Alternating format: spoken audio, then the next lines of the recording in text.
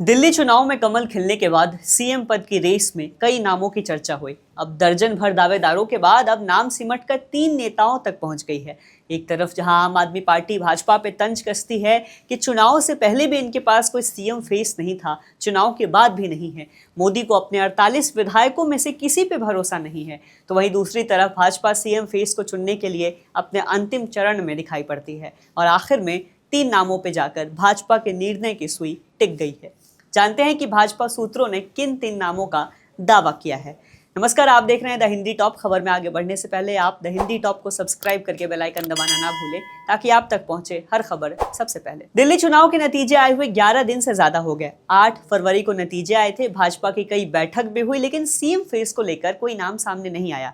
कई बार मीटिंग टालनी पड़ी, जिसे लेकर आम आदमी पार्टी ने निशाना साधा कि भाजपा अपने सभी 48 विधायकों को लेकर कंफ्यूज दिख रही है। चुनाव से पहले भी इनके पास कोई विजन नहीं था, चुनाव के बाद भी इनके पास कुछ नहीं है। वहीं इधर बीच भाजपा के सूत्रों की माने तो 12 बड़े नामों के बाद 3 बड़े नाम फाइनल कर लिए गए हैं। इनमें से किसी एक को सीएम पद से सुशोभित किया जा सकता है। आइए बारी बारी से समझते हैं कि वो 3 बड़े चेहरे कौन से हैं। सबसे पहला नाम निकलकर आता है रेखा गुप्ता का। रेखा गुप्ता छात्र संघ चुनाव से अपनी राजनीति की शुरुआत कर चुके हैं। गौरतलब है कि एनडीए शासित किसी भी प्रदेश में कोई महिला मुख्यमंत्री नहीं है।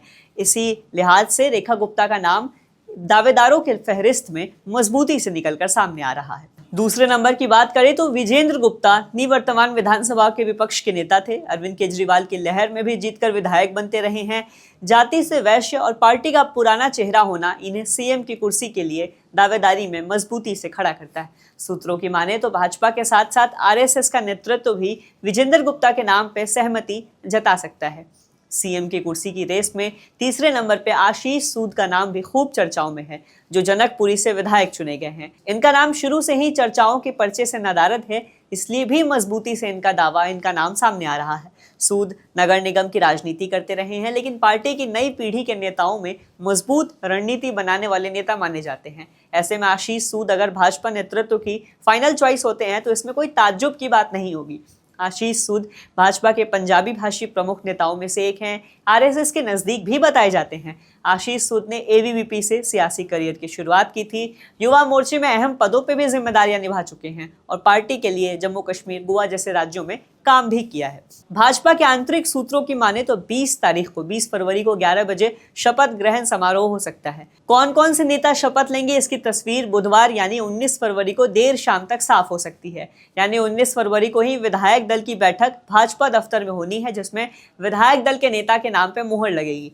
हालांकि भारतीय जनता पार्टी चुनाव के बाद चौंकाने वाले फैसले के लिए भी जानी जाती है।